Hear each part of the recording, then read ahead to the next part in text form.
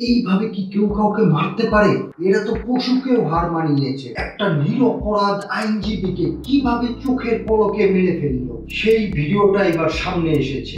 সেটা দেখে চোখের পানি ফেলেছে কোটি কোটি মুসলিম ভাই ও বোনেরা। সিসিটিভি ফুটেজে দেখা যায় চট্টগ্রামের পাবলিক প্রসিকিউটর সাইফুল ইসলাম আলিফ একদল ইসকন অনুসারীর উগ্রবাদীর হামলায় মাটিতে লুটিয়ে পড়ে আছেন। তার ঘাড় ও মাথা থেকে ক্রমাগত রক্ত ঝরছে। তার উপর হামলা চালিয়ে যায় চিন্ময় দাসের অনুসারীরা।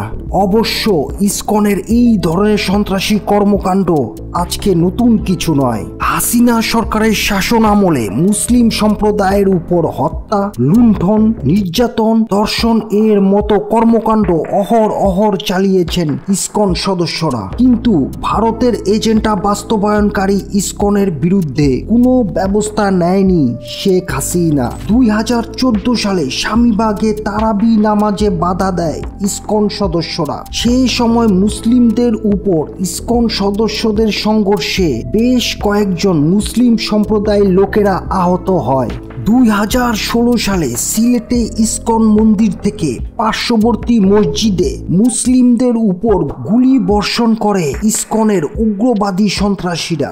এই সময় ইসকনের সন্ত্রাসীদের হামলায় ডর্জন খানিক মুসলিম গুরুতর আহত হয়। ইসকনের বিরুদ্ধে ফেসবুকে পোস্ট দেওয়ায় 2016 সালে খুন হয় সিলেটের এক মসজিদের ইমাম। এইখানেই শেষ নয়, ইসকনের সদস্যরা চট্টগ্রামের সমতল বনে স্কুলে খাবার বিতরণের আড়ালে কোমলমতি শিক্ষার্থীদের হরে রাম হরে কৃষ্ণ মন্ত্র পড়তে কৌশলে বাধ্য করেছিল। সেই সময় এমন কর্মকাণ্ডে সমালোচনায় ও বিতর্কের মুখে পড়ে উগ্র সংগঠনটি। এই জন্য ইসকনের নেতারা প্রকাশ্যেও ক্ষমা চান। 2022 সালের মে মাসে ইসকনের সদস্যরা চট্টগ্রামে শিল্পী শেফালী ঘোষের বাড়ি দখল করে নেয়। সে সময় শেফালী ঘোষের রাষ্ট্রীয় সনদ সহ বিভিন্ন জিনিসপত্র নিয়ে যায় ইসকনের সদস্যরা। এমন ঘটনায় ওই বছরের 17 মে চট্টগ্রাম প্রেস ক্লাবে সংবাদ সম্মেলন করে ঘটনা জনসম্মুখে নিয়ে আসে শেফালী ঘোষ। পাশাপাশি চিফ জুডিশিয়াল ম্যাজিস্ট্রেট আদালতে একটি মামলাও করে শেফালী ঘোষ। ইসকন সংগঠনটি একটি উগ্র সংগঠন। বাংলাদেশে এই সংগঠনটি কি কাজ করছে?